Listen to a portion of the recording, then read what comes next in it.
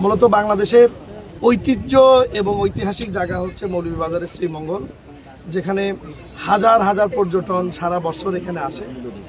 এই পর্যটন কেন্দ্রকে ঘিরে কি কি ডেভেলপমেন্ট চলমান এবং কি কি ডেভেলপমেন্ট হাতে নেওয়া যায় এ বিষয়ে মাননীয় প্রধানমন্ত্রীর অনুশাসন অনুযায়ী আমি শ্রীমঙ্গল সফরে এসেছি।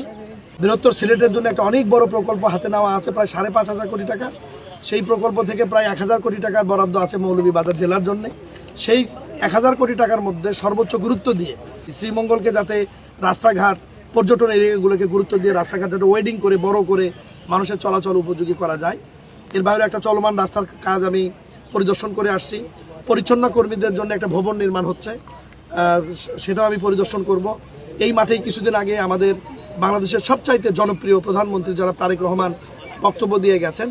এই মাঠ নিয়ে কী পরিকল্পনা সরকারের সেটা ইতিমধ্যেই উপজেলা নির্বাহী কর্মকর্তাকে আমি নির্দেশনা দিয়েছি যে এই মাঠের একদম ওই পাশেটা সিনিয়র সিটিজেনরা যাতে সুন্দর মনোরম পরিবেশে বসে বিকালবেলাটা সন্ধ্যা পর্যন্ত যাতে উপভোগ করতে পারে এরকম একটা পরিবেশ তারা করে দেবেন। আর এই শিশু উদ্যানটি আমি পরিদর্শন করলাম। শিশু উদ্যানে বয়স্ক লোকদের এবং সব ধরনের পেশাজীবীদের হাঁটার চলাচলের একটা ওয়াকওয়ে, বাচ্চাদের খেলাধুলার আইটেম এবং সবসময় এটা পরিষ্কার পরিচ্ছন্ন রাখবার ব্যবস্থা করবেন। আর একটা বিল্ডিং যেটা রয়েছে আমি ওনাকে বললাম যে এই বিল্ডিংয়ে পৌরসভার পক্ষ থেকে একটি ইংলিশ ভার্সন স্কুল চালু করা যায় কিনা, যেটি not a English medium, Bangla medium, English version. এটা প্রয়োজন আছে, কারণ আপনাদের এই অঞ্চলের অনেক ফ্যামিলি লন্ডন থাকে, দেশের বাইরে থাকে। তাদের পরিবারের বাচ্চারা যদি এখান থেকে ছোটোবেলা থেকে ইংলিশ ভার্সনে পড়াশোনা করতে পারে তাহলে এটা পারিবারিকভাবে সামাজিকভাবে তারা উপকৃত হবে।